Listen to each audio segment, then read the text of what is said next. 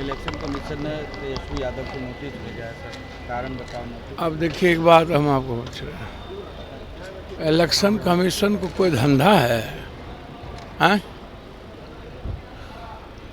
ये बीजेपी और मोदी जी ये लोग इतना कन्फ्यूजन पैदा करते रहते हैं,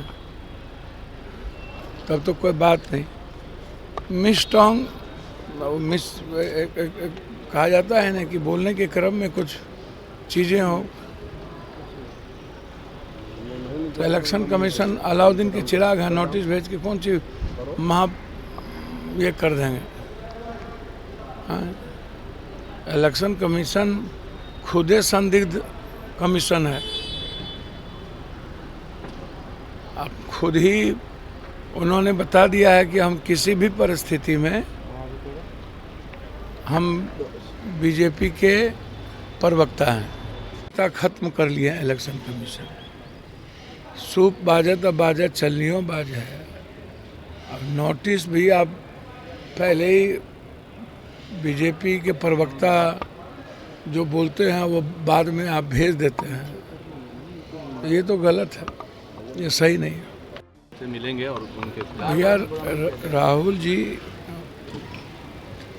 जो लगातार बिहार और देश की चिंता कर रहे हैं, गरीबों की चिंता हो रही है, बिहार की जो दुर्गति सभी लोगों ने किया है, तो एकमात्र विकल्प है कांग्रेस। तो इसीलिए एसआईआर पर जिस तरीके से हमला हुआ है पिछले दरवाजे से बीजेपी और चुनाव आयोग का, जिसमें बिहार और बिहारी के नस्ल पर ही, उसके अधिकार पर ही हमला कर दिया गया, गरीबों के नस्ल पर ही हमला कर दिया गया। तो इसीलिए राहुल जी लगातार 10 तारीख से पूरे गठबंधन भी जगह जगह साथ रहेंगे। कटिहार तक का दौरा है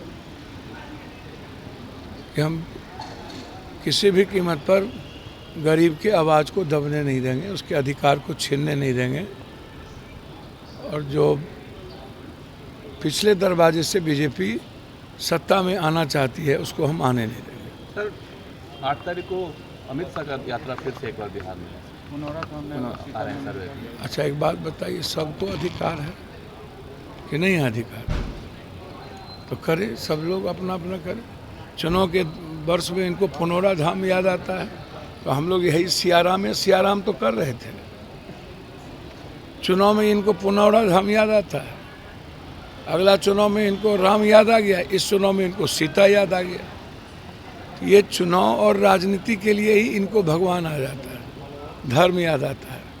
ये लोग न सनातन को जानते हैं और न इन लोगों को राम के प्रेम का पता, न सीता की संस्कृति जो हम लोग को संस्कार सीता मैया से मिला उसका पता। बस ये इस्तेमाल करेंगे, और ये चुनावी दौरा है, ये कोई बिहार और सीता मैया के लिए दौरा नहीं है।